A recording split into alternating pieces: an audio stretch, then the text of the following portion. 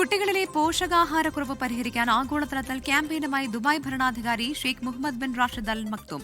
50 ലക്ഷം കുട്ടികളിലെ പോഷകാഹാരക്കുറവ് പരിഹരിക്കലാണ് ലക്ഷ്യം. വിവിധ അന്താരാഷ്ട്ര സംഘടനകളുമായി ചേർന്നാണ് ക്യാമ്പയിൻ നടപ്പിലാക്കുന്നത്.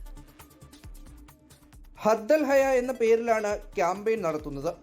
ഓരോ റമദാനിലും ഇത്തരത്തിൽ മാനുഷിക സഹായങ്ങൾ എത്തിക്കുന്ന ഒരു ക്യാമ്പയിന് ദുബായ് ഭരണാധികാരി Sheikh Mohammed bin Rashid Al Maktoum തുടക്കമിടാറുണ്ട്.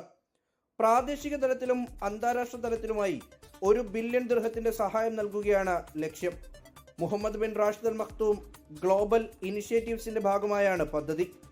5 വയസ്സിന് താഴെയുള്ള കുട്ടികൾ പോഷകാഹാരക്കുറവോ വിശപ്പോ മൂലം മരിക്കരുതെന്ന ലക്ഷ്യത്തോടെയാണ് ക്യാമ്പയിൻ എന്ന് Sheikh Mohammed bin Rashid Al Maktoum എക്സിൽ കുറിച്ചു. കഴിഞ്ഞ വർഷം 118 മില്യൺ കുട്ടികളിലാണ് പോഷകാഹാരക്കുറവ് കണ്ടെത്തിയത്. 2.6 മില്യൺ കുട്ടികൾ പട്ടിണി മൂലം മരിച്ചു. ലോകത്തിന്റെ കൺമുന്നിൽ ഇത്തരമൊരു മാനുഷിക ദുരന്തത്തിന് സാക്ഷ്യം വഹിക്കുമ്പോൾ നിഷ്ക്രിയരായി തുടരാനാകില്ലെന്നും അത് തങ്ങളുടെ മൂല്യങ്ങൾക്കെതിരാണെന്നും Sheikh Mohammed bin Rashid Al Maktoum വ്യക്തമാക്കി.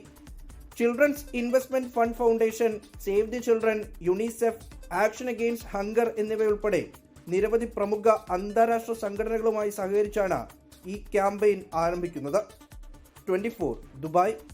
ലോകത്തെവിടെയായാലും ഏത് സമയത്തും 24 വാർത്തകളും ഓഗ്മെന്റഡ് റിയാലിറ്റി പാക്കേജുകളും എക്സ്പ്ലെയിനറുകളും വിശദമായി കാണാൻ ഞങ്ങളുടെ യൂട്യൂബ് ചാനൽ നിങ്ങൾക്ക് സബ്സ്ക്രൈബ് ചെയ്യാം.